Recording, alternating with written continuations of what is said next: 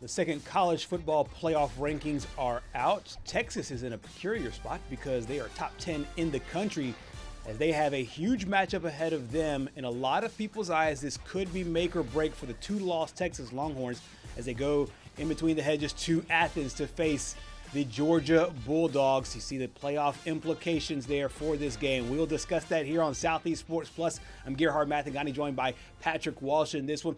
And Patrick, to me, this one is really interesting because so many things really set up well for Texas, but also so many potential pitfalls for Texas. Not only do they play Georgia this week, they close the regular season against a team that's undefeated, number 3 in the country right now, in Texas A&M. Texas sitting on 2 losses. However, their first loss to the number 1 team in the country in Ohio State. Obviously lost in Florida there as well in the swamp.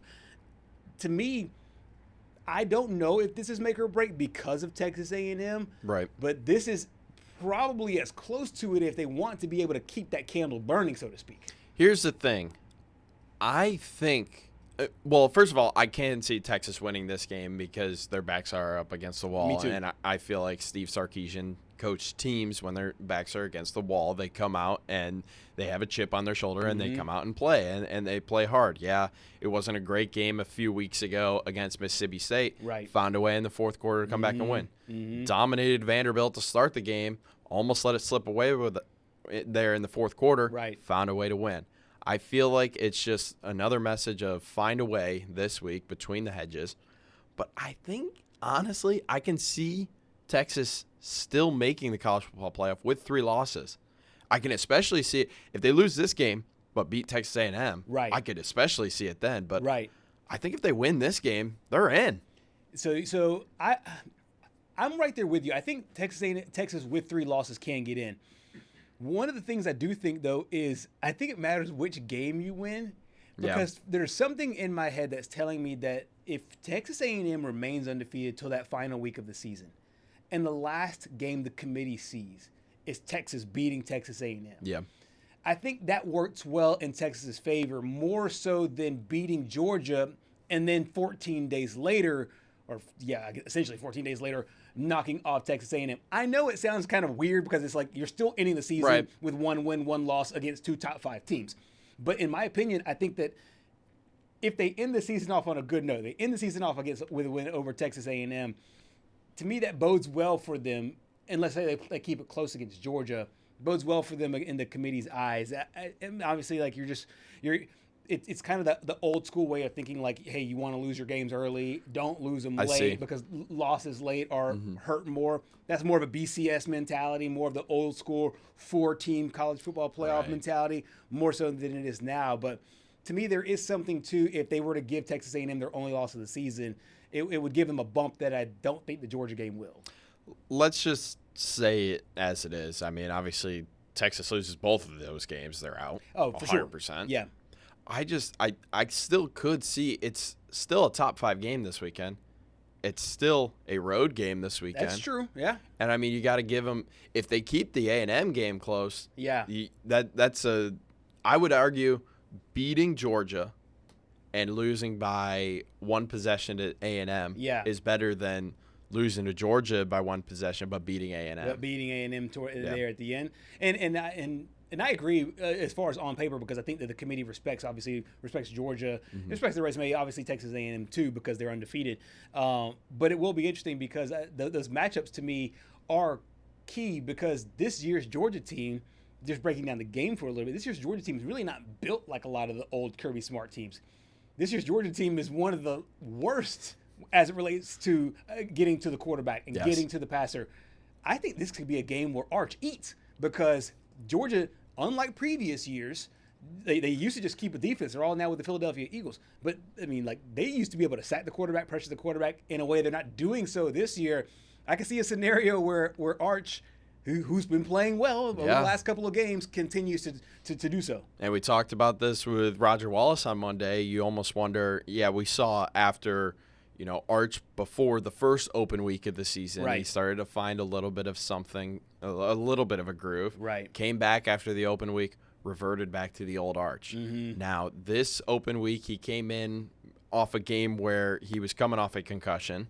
Right. played amazing against Vanderbilt, even though he was recovering from the concussion. Obviously, he recovered enough to play. Yep. And, you know, we talk about it sometimes in the major leagues with baseball and, you know, how much time is too much time off. Right. Especially at this point in the year where you're trying to make your way into the college football playoff.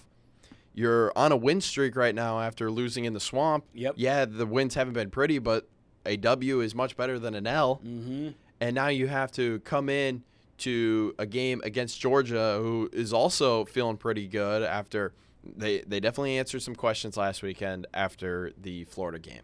Right. We all had questions about it. We were like, uh-oh, what's going on here with Georgia? They can't handle Florida. Right. And we just saw how Kentucky handled Florida. Yeah. Nope. I mean, I had them on upset watch in Starkville. They came out, handled business, went back home like it was nothing. Yep. This Texas team, we've talked with Roger about this, and we've talked with Noah Gross about this. They've kind of solidified themselves as a good road team. Now, I know this season they lost in the Swamp, and they lost at the beginning of the season in the Shoe. But in 2023, I had to pull this up just to make sure because I thought they went undefeated, and they did. They went undefeated on the road. The only loss was to Oklahoma. Of course, it's a neutral site game there. But they went to Tuscaloosa and got a win by 10. They went to Baylor and got a win. This is, of course, when they were still in the Big in the Big 12. Right. They got a win at Houston. They got a win at TCU. They got a win at Iowa State. Last year, they were a good road team as well. Do you think, in this year, ever since losing in the Swamp, their games on the road so far this year, they've won. Do you think they can carry that magic again on the road this year in a place where Alabama won? Alabama won in Athens last year. Snapped the longest home winning streak. That's exactly right. So what do you make of Texas just going on the road here in this matchup, and this matchup being a game that's in Athens? There's two things that I want to point out that are interesting to me about this matchup. It's one, we just talked about it. Georgia can't pressure the quarterback, can't sack the quarterback. It's been a problem all year, just unable to apply any pass rush or anything against Arch, who is building some momentum. Right. Yeah, I don't think they're going to go to Riley Wingo again to start the game. Right. It seems like that's just been the go-to guy to start the game, and honestly, I think they've done it too many times to where it's still a surprise. And then the other side is the Texas defense has been bad recently. Yeah. And they started off bad against Mississippi State, turned it up in the end. Started off great against Vanderbilt, almost failed at the end. Right. The fact that they're getting Michael Taft back and a couple other healthy players on the defense, I think that's going to bode well for them. I see Texas winning this game. Wow. I really do. I see a path for them to win. I know playing in Athens is difficult. I mean, it's just going to be hard to be able to try to get a win there. But I think, given what you just said about the pass rush, I think Georgia has one to too many deficiencies going into this matchup that does not let them sustain against a Texas team that is, like you said, ascending and playing a lot better going into this year. And we've talked a lot about the Georgia defense and how they don't look the same. However, Steve Sarkisian says that when he cuts on the film, he sees a really talented squad. Well, I see these three linebackers hit the quarterback, and it's all three of them, And so whether it's C.J. Allen, Wilson, Chris Cole, those guys have length. They're elite rushers. They're very gifted at when they call even their run pressures of getting to the quarterback, and then in some of the obvious passing downs, we know they have a great package on third down. So, I think one of the keys is always everybody wants to look at sacks. The other key is, are you affecting the quarterback as much as it is sacking the quarterback? And so, hey, we've got to do a great job of identifying those guys and minimizing their ability to affect the game. Naturally, I think we have one turnover in the last 4 games on offense. And so our ability to continue to protect the ball, I think, is paramount. And then defensively, we've got to find a way to get the ball off them, whether it's off the quarterback, the runners, affecting the quarterback in the pocket, forcing some errant throws. That's when we're at our best. And the ball is of such a value to us that we got to continue to make that an emphasis this week throughout the week, so that it's an emphasis Saturday night. You want to know an interesting stat? What? He was talking about sacks and pressure, so I had to pull up the numbers because I know narratively what these teams are doing, but I did not know statistically what these teams are doing against the passing game, so to speak. And Coach mentioned it, and I agree largely with him that it's not always about the sack numbers. A lot of times it's about the pressures. I do think sacks still really matter, though, as far as being able to switch up position there. Guess who the team is dead last in sacks this year? Sacks by. Georgia? Georgia. Dead last in sacks by this year. 11 sacks on the season. Guess who's number one? Texas? Texas is number one. So these are completely polar opposite defenses that these two quarterbacks will face, Gunnar Stockton and Arch Manning.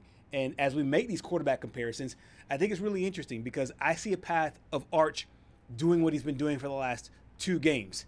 300-plus yards, being comfortable back there, dropping dimes. And I see a situation for Gunnar Stockton, who's been a good running quarterback this year, to be thrown off his game a little bit, given Texas's insanely good defensive line. I don't think it's crazy. I just find it really interesting because I think both these quarterbacks are going to have 2 completely different games given the defenses they face. While we were playing that soundbite, I was trying to think of, what would my keys to the game be if Texas were to win this game, and I thought of one specific one, and it's win the time of possession. Yeah. Because when I think about, okay, what happened in Georgia's one loss this year? They lost to Alabama at home. What do I remember about that game? It felt like Alabama had the ball the whole game. The entire time, yeah. Yeah. I mean, just slow, methodical, just chew clock, these 8-minute drives that'll score a touchdown because, I mean, Kirby's come out and said it. Right. Georgia cannot create explosive plays on offense. Right. So they can't really get into these dogfights. And the one time that they did, it was against Tennessee. Right, exactly. And we see how Tennessee's defense is. Yes. It's arguably the second worst Probably in the worst. SEC. Exactly. Yeah, that's exactly right. And in order to do so, they'll need those explosive plays, but they need to play to get off to a faster start early on. We got a chance to hear from Kirby Smart about his quarterback, Gunnar Stockton, who will lead his team at home against the Texas defense. He's brought wisdom. He's brought consistency. He's made good decisions with the ball in terms of keeping us out of bad situations. I mean, you look at it, he's avoided quite a bit of sacks. He's avoided catastrophic things like turnovers, and he's made plays with his legs, and he's made plays with his arm. So, I mean, I think he is he's improved throughout the season and continues to do that, then it's going to make us very hard to defend when he plays well.